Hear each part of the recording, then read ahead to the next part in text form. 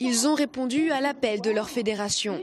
Des militants socialistes qui veulent encore y croire malgré leur désaccord avec la politique du gouvernement, malgré aussi les récentes déboires locales, la menace de l'annulation des comptes de campagne des municipales. Indigné mais pas résigné, ça veut dire qu'en gros on est indigné parce qu'encore une fois, surtout sur Marseille, c'est une guerre de barons, une guerre de chefs, toujours les égos qui passent en avant. Je pense qu'on en a tous ras-le-bol ici. Déjà, les municipales, c'était un gros problème parce qu'entre les disputes des places et tout ce qui s'ensuit, déjà je pense qu'il y a eu une mauvaise gestion au niveau des municipales. Et c'est vraiment parti de là, primaire et tout ce qui s'ensuit.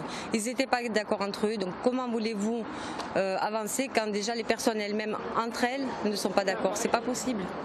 Du côté des ex-candidats, on préfère ne pas trop commenter, selon la technique du « jusqu'ici, tout va bien ». Et cette histoire des comptes est un emballement médiatique. Tout à fait, dans les comptes de campagne, il y a toujours des discussions avec la Commission.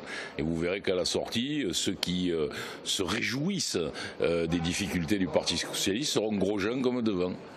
Le secrétaire fédéral, lui, préfère voir le bon côté des choses. De cet épisode-là, qui est un épisode de mon point de vue technique, mais de ce que j'en ai en tout cas, doit leur permettre de se dire oui, il faut qu'on se mette autour de la table et qu'on discute ensemble.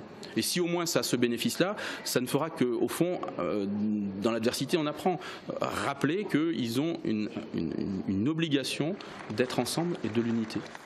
Tenter de rassembler les forces militantes au niveau local mais aussi national avec un test mardi qui permettra de prendre la mesure du mouvement des députés frondeurs, le vote à l'Assemblée de la confiance au gouvernement de Manuel Valls.